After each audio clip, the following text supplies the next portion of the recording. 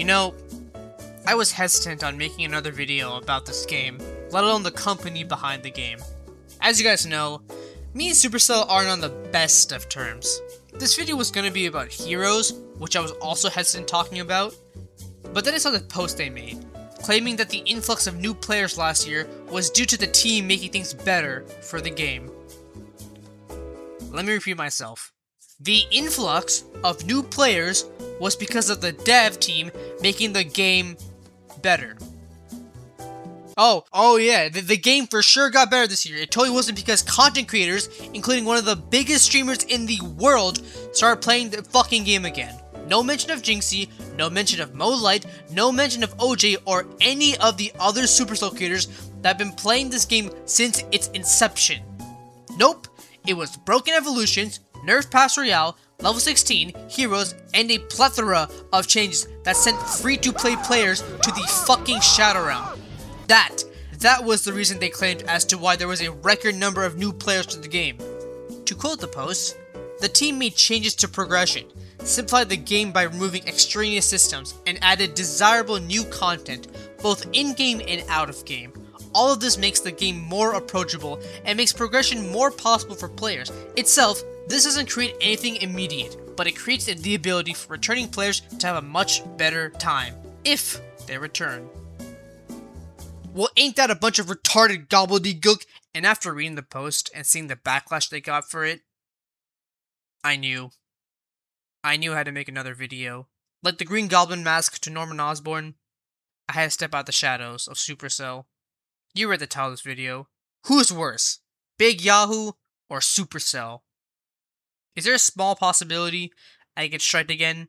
Yes. But fuck it, I'm not afraid anymore. I have gotten thousands of subscribers since the last video got striked. And surprisingly, this company was in a worse position after they released what I thought their worst update was, so I fucking dare them. Take down another video that is clearly satirical. Sorry. I let my anger take over me. I'm the funny guy. I make the stupid connections that people think I'm on crack. Anyways, let's move on to the video. So, Big Yahu, aka Benjamin Netanyahu, versus Supercell, developers of Clash Royale. Who's worse?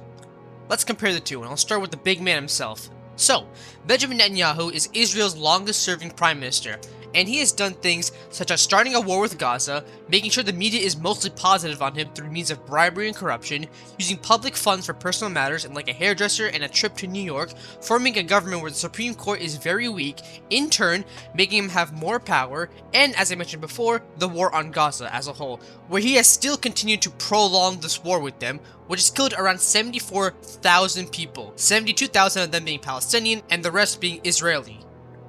So, yeah, this guy isn't what I would call a great guy. Wait a second.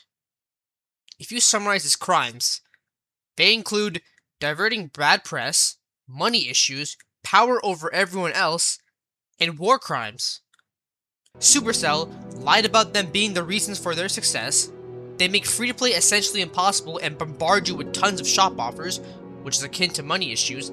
They disregard the fanbase's feedback and only make decisions on their behalf, and after a quick Google search,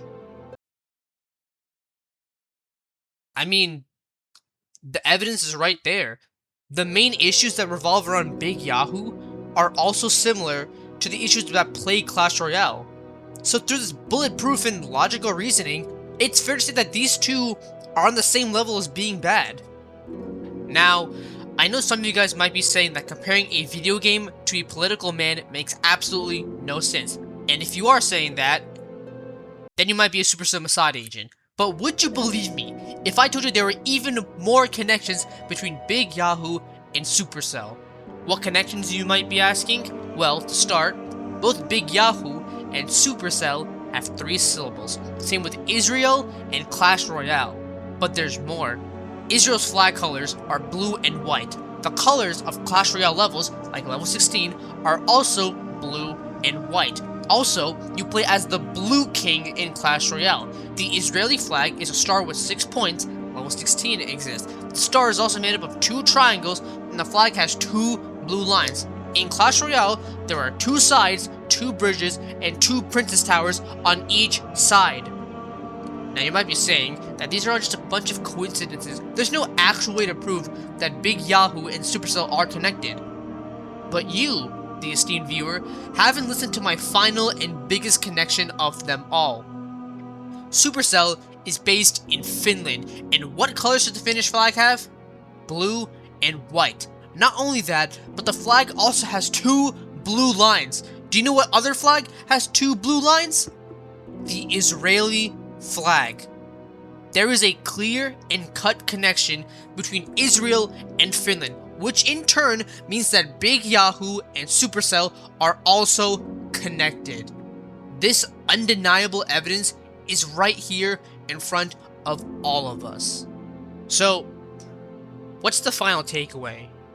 With all of this evidence, I think Supercell is indeed worse than Big Yahu.